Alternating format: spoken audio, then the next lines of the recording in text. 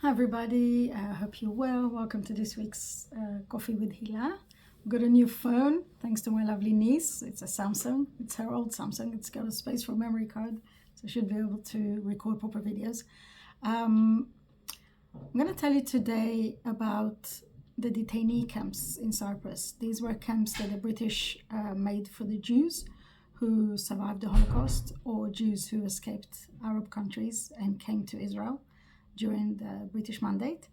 So I'm going to get to that in a second, because I want to start by thanking Instagrammer Judean First 2.0, who brought this subject to light and actually reminded me why I started doing this Coffee with Hila, because as somebody who never used to watch the news a lot, I found myself being drawn into it. It's unavoidable at the moment to keep focusing on what's happening in Israel, because there's things happening all the time, and when you're abroad like me in the UK as well, there's things happening all the time. So it's a constant battle, it's a constant fight, we're a constant war on all fronts.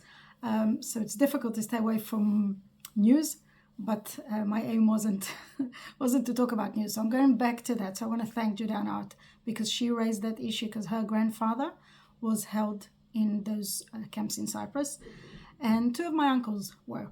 My mum, who's from Morocco, from Casablanca, had 9 brothers and sisters, 2 of which ended up in those detainee camps that the British made especially for the Jews who tried to come to Israel once the British limited the quota.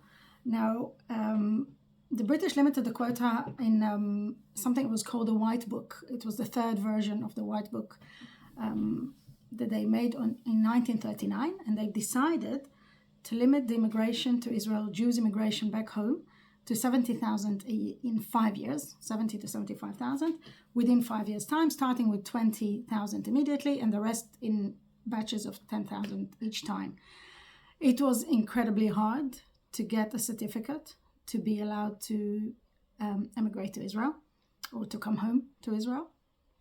And many Jews in Europe, all of the Jews actually in Europe, were survivors of the Holocaust. There were people who lost everything. They lost their homes, they lost their family members, they lost friends.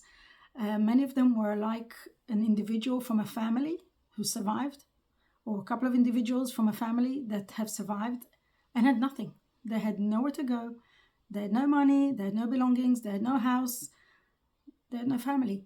And they were trying to make their way home to the only Jewish homeland we've ever had, to a place where they can feel safe and rebuild their lives, get over their traumas.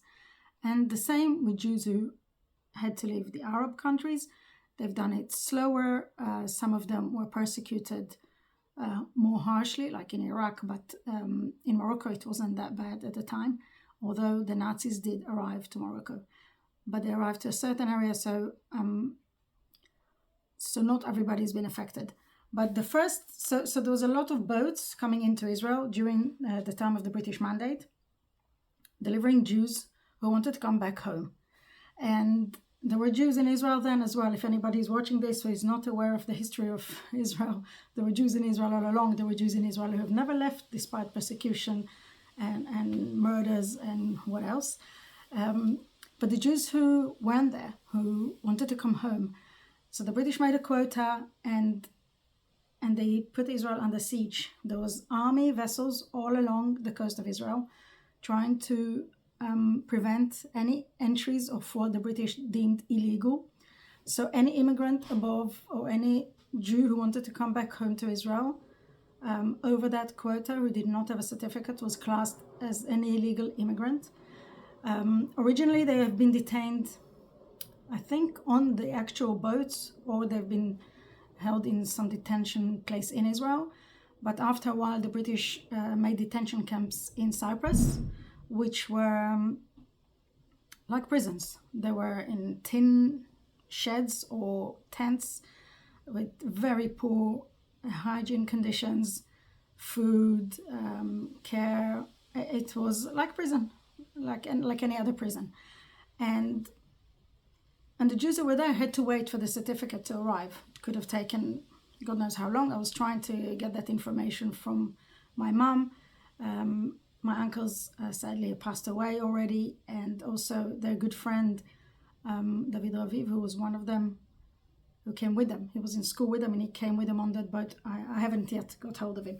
But in any case, they made their way. Their way was not easy. It wasn't like you would board a cruise ship. It was very difficult to raise money and to arrange those ships to begin with, because there was a risk. The British used their relationships in the European community to get them to help them stop the Jews from leaving their countries or through their countries and make it to Israel. So there was a lot of cooperation against us in Europe. Very similar, eh? Things haven't changed much against us. And my uncles, they came from Casablanca. They had to get to Algeria. The first boat that took... So Judean First 2.0 Instagram made a post, very interesting and very important, about the Holocaust survivors who were making their way to Israel on those boats. And one of my childhood family friends, a very, very close friend, her mom's boat, her mom was in the Exodus, and she was 13 or something, alone. No family left, nothing. So that's a whole new story.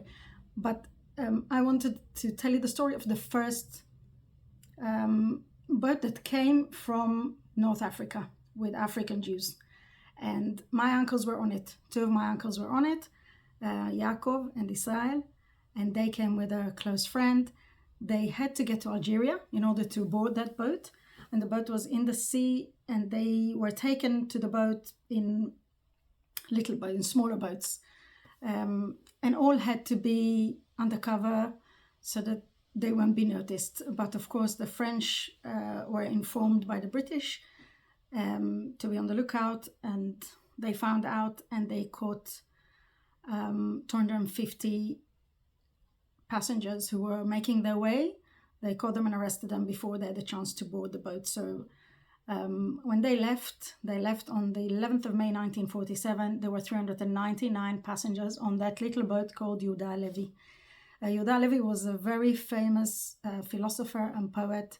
In the olden days, he was born in Toledo in Spain, and he moved to Jerusalem in the prime of his success, and he passed away in Jerusalem. So this boat was named after him.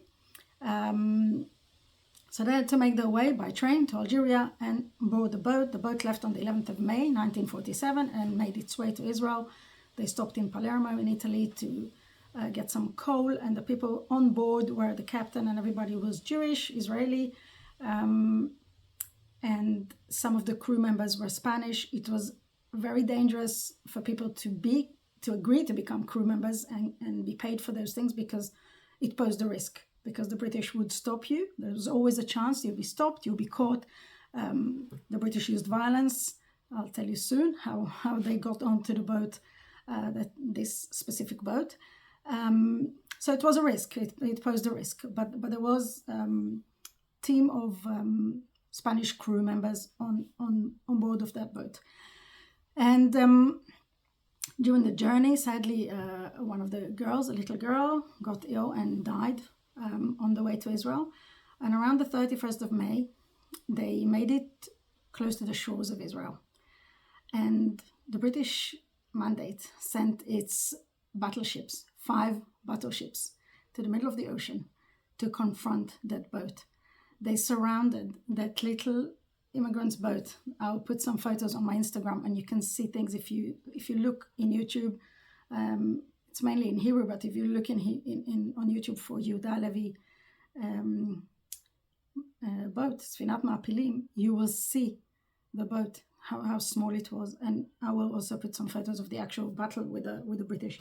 And so they were surrounded by 5 British Army battleships, 2 of which were bumping into them constantly in order to allow the British soldiers to board the boat that carried the Jewish passengers. And they fought them with tear gas to enable themselves to get onto the boat. So there was a group of people who, very young, my uncles were, I think, 17, maybe 18. There were different ages, maybe a couple of years between them. I need to clarify. But they were around 17 years old. And they were on that boat together with other people, families. And the British soldiers got on with tear gas and arrested all of them. They towed the boat back to Haifa port. The other boats, in the meantime, while some soldiers were on board, other soldiers destroyed the engines of the boat, so they're unable to maneuver it in any way. And they towed the boat to Haifa. From there, they took all the 398 remaining passengers to Cyprus to be held detainee in that prison camp. So this is something that I don't believe anyone who is not Jewish, maybe not even anyone who's not Israeli, ever heard of. The whole issue of the Hapala, it's called, it's a large batch of people. It's a big immigration mission of Jews, rescuing Jews and allowing them to come back home to Israel. Now, what is called the Mossad today was then called the Mossad something for the Aliyah Bet. They were in charge of the whole operation because it had to all be done very secretly in order to enable them to get through without being spotted or without being arrested by the Brits. 70,000. There were 70,000 people who tried to come in through those missions, and 50,000 of them were caught and taken to the detainee camps in Cyprus. The detainee camps were very difficult. They were not, it wasn't like a campsite or fun campsite. And what else I wanted to tell you about that, because there was a few things that were really important. One of those things was that in Israel, the Israelis in Israel who wanted to help those boats make it through to shore, and those immigrants and those Holocaust survivors make it to Israel, had to try and jeopardize the British attempts to stop them. So they had to try and jeopardize the battleships. They had to try and jeopardize or compromise their radar on the I forgot the name, on the light tower. Oh my God, I forgot the word. Anyhow, they tried to do whatever they can from inside Israel to support the rest of the Jews trying to come in. They were in one of the incidents, which is not my uncle's boat. It was another boat with, I think, 850 immigrants who came from Europe, Holocaust survivors. They made it to Nitzanim, to Ashdod. It's a southern part of Israel, very close to Gaza, actually, very risky at the moment. They made it to Nitzanim while they've been chased by the British. And the people from the kibbutz and everywhere else, Israelis came and mingled with them so that the British won't be able to tell who is who. They brought them back to the kibbutz. They were all dancing and being together. And the British asked them, "Who are you?" And they said, "Ani Yehudi me'eretz Israel." They all learned that sentence, saying, "I'm a Jew from Israel," in Hebrew, so that the British won't suspect that they just made it through the illegal boat, or the boat that the British didn't allow into Israel. And the reason being, by the way, that they put a quota was that they wrote in the book, in the White Book in 1939, is that anything over that quota would have to be approved by the Arabs of Israel, which many of whom, if not the majority, were brought into Israel by the British mandate as laborers, or they came to work for Jews, but they were not the landlords of the country. They were not entitled to our land, and it was not within their right to tell us yes or no, you can come in, you can come home. So that was a bit ridiculous that the British wanted to appease the Arabs. Nothing has changed. I think the world is continuing the same way. They're trying to appease the extremists, trying to appease terrorists, trying to make negotiations and agreements with terrorist organizations. Britain and USA are not denouncing IRGC, or they're not declaring them as a terrorist organization, because simply them, together with France and Germany in 1979, sided with the uprising in Iran and the replacement of the Pahlavi kingdom, or the Pahlavi prince who ruled a free Iran. They supported the Islamic Republic taking over, and now they would not come and say we made a mistake. Yes, this is a terrorist organization. And it's the same in Israel, because they made so many, the involvement of the Western world in the lives of people in the Middle East, and the Jews in particular, in my case, has always caused more and more troubles. It never solved any, it just caused more and more and more troubles. And then they moved away and left us with those troubles. So we have managed to gain our independence. Israel has managed to fight against all odds and against all the powers against us to gain its independence. Jews wanted their freedom, and until today, Jews want their freedom.